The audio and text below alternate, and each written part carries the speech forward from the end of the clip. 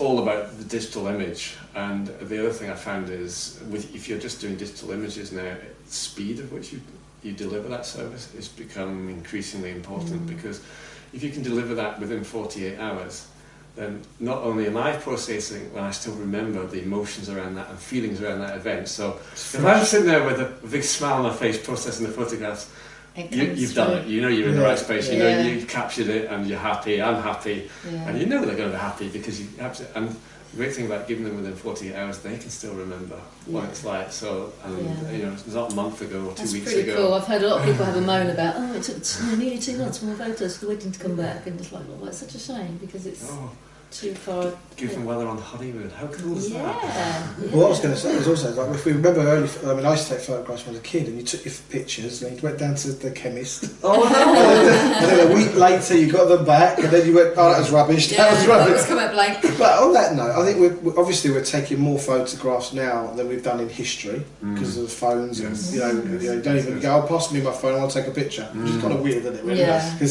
But the thing is, like, how many of those photographs are actually getting developed now? I haven't developed photos in a long time. No. You know, you don't have. I have bags full of photos from old times in albums and stuff, right? But we don't do that now. So how are people making the most, even if they're taking photographs? They're all in their laptop or their hard drive. Yeah, do you know, I think the iPhone and social media, the combination of the two, are going to change photography while they still exist, because you don't put them in an album anymore, you put them on Instagram and you share them, and then they are stored on there, and you can go in and flick through them anytime you want to, and that is how you share photographs now. So in a way we've expanded the ability to share it, because that photo now, your auntie in friends all over the world. But it's still a different sort of feeling. Yeah, sitting there with an iPad going, look at that, as opposed to, it's a kind of different space, isn't it? On your own, flicking through in Australia, great, it's convenient and it's nice, but when you sit down around an album... I'll tell you something really funny happened. So we gave, I think it was Tyler or Senna, one of them, a picture of the frame, and she went, that's nice, and she went... and we went, it's not, and she like, because it's, like that, you know. Do you know, it was just on the tip of my tongue to say that, because you're saying that you like the album, but we've got a whole generation which don't know any different. So if you've been brought up with that, the expectation is I want it digitally.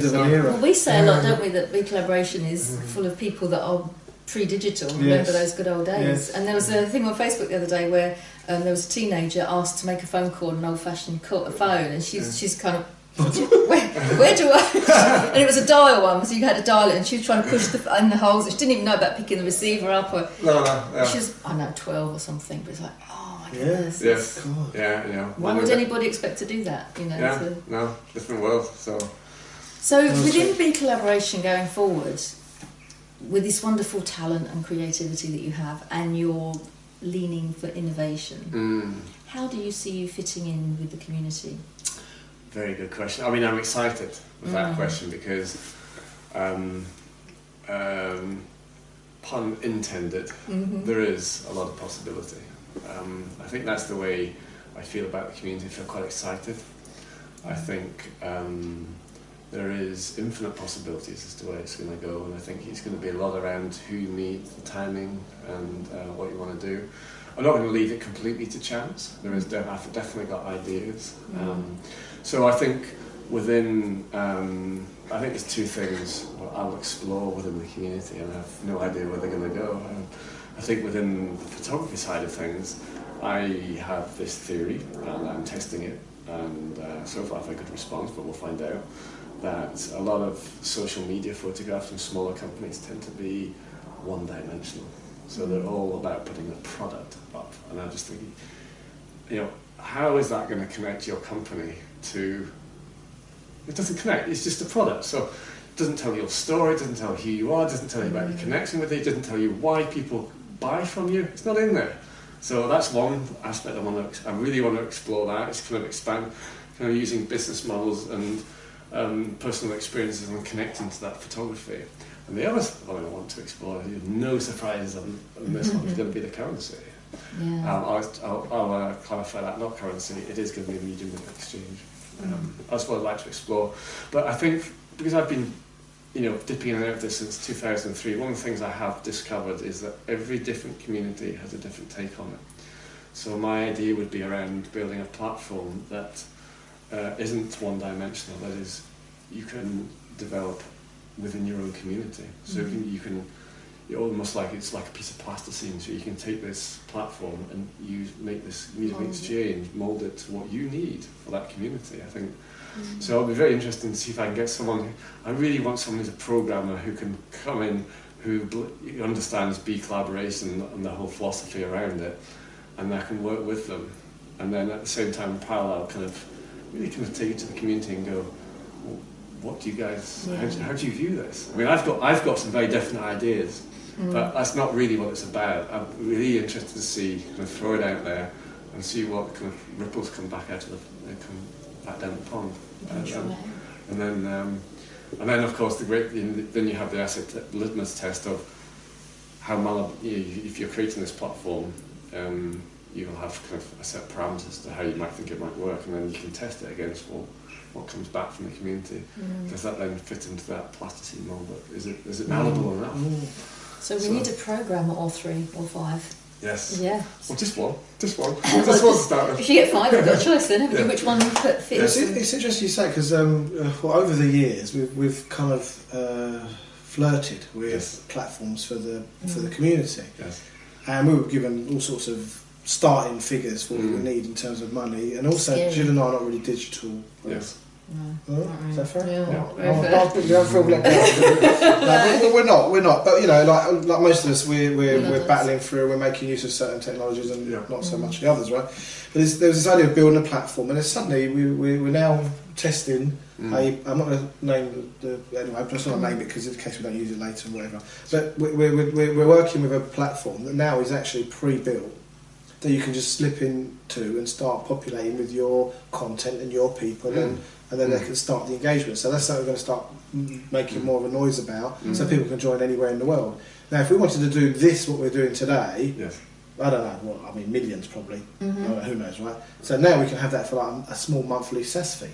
Do you think there's an argument for creating a platform that different communities, like wherever they want to be, whether it's people in science or people in art, or create an internal currency that works with, like you had, what was that virtual world called? They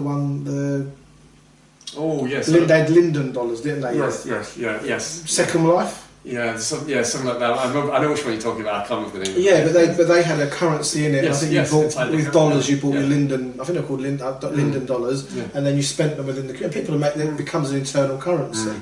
I can't see why you can't build a platform that says, right, there's your white label product. Yes. And if that's something we could create for big collaboration, and then give it to other communities and say you want to run your own, internal currency as a community, here you go. It's white labelled. It's all ready to go. All you've got to do. I think that could be something extraordinary. Extraordinary, and then the possibilities beyond that are phenomenal, because depending on what you want to do with the currency, it will change people's behaviours, and especially if you're companies and you say you might want to find a little bit more collaboration from your employees, then wow, you've got a tool, a very powerful tool to be able to use that. So it can be just a medium of exchange, or there's endless possibilities beyond that. I think in terms of it's better than renting your money, isn't it? Rent. Well, that's what we do technically. We rent. Oh yes, because all money's debt. Yeah. So our monetary system, a certain percentage of our GDP, our gross product as a species, is just covering interest on money. Yeah. And I think in England it's like 197 million a day. Yeah. So what about if we had that money for schools, for nurses, Well, the incredible thing is, I shouldn't say this. I'm going to say it is one of my ideas. So I don't really want to pollute. So we'll keep this on the podcast, and hopefully I'm not going to pollute it too much into the community. But what would happen if you weren't allowed to store money, or you had a limit on the storage of money? How would that change people's behaviour? Well, it's a bit like in Cyprus when the government took away anybody who had more than £100,000. It's like, what? How can you do that? And they just did. And the amount of stories that we've heard since then of people that have just been overnight, they had put their money there because they sold a property in Australia and they were living in the UK, and it was just there for like 2 days, and they lost like 250 grand. I know. It's like, it's crazy. Yeah. But in terms of the platform and big collaboration, absolutely. I mean, I think the possibilities are endless of what you can do with that. It really can be the limitation is only your imagination. Yeah. Because at the moment, a monetary system actually leads to massive hoarding of huge amounts of wealth with very small concentrated hands. And you think, well, it's almost like, if you collected anything else at that level, you'd say that people are mentally disturbed. But you're collecting millions, if not billions of pounds or dollars, and they're sitting in accounts doing nothing. And then, if you think of, because we go back to the education part, that's the economics. So you think of the supply of money, and there's very little governance over that now. It used to be governments that gave the supply of money, and it's now gone out to financial institutions. So, if you have an ever-increasing supply of money, and it's increasing small number of hands, and the value of assets therefore are going to go up. Supply and demand of money, and then suddenly you're going to have these massive inflated asset prices and concentrated in a very small number of hands, and that can't be good for any community. Look at what's happened. Yeah. I think there's I love the statistic that just before the burst of the financial crisis, there was 33 times the amount of currency in circulation than there was the global GDP. Yes, there you go. Wow. So that's a highly leveraged society, isn't it? Everybody's in way more debt than they can ever.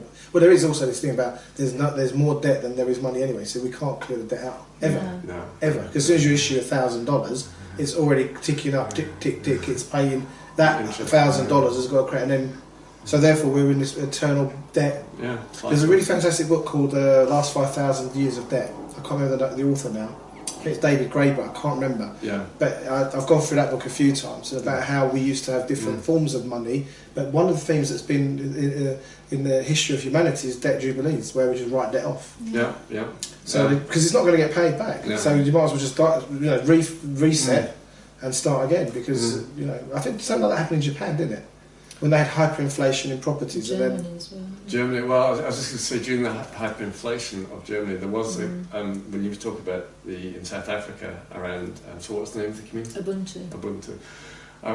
It went to my brain and we never got to actually chat about it, but there was one in Germany that they set up during the hyperinflation to get around the ridiculous, I would literally go around with a shopping trolley full of money for a loaf of bread. So they set up for a loaf of bread, so they set up their own kind of local community, and it was incredibly successful.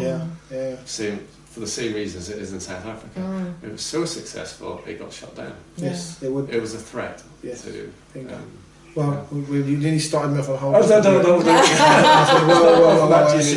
So, save it for part 2. Is there anything else you'd like to add, Nick? No, just to say thank you very much for today, and thank you very much for, for B collaboration more than anything else. I've really enjoyed it and looking forward to the future with it. If someone here is listening or watching today, how can they get in touch with you?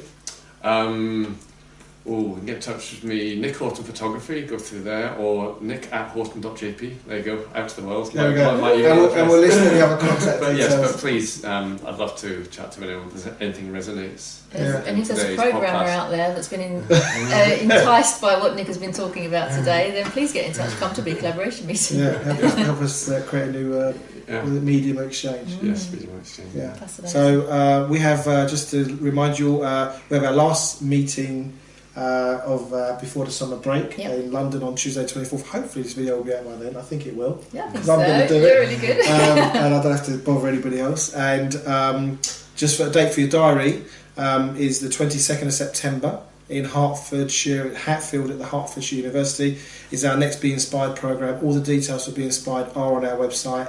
We have a friends and family deal, so if you consider yourself a friend or family, just click there and you get the discount. Collaborators, you know what to do, and anything else you'd like to add, Jill?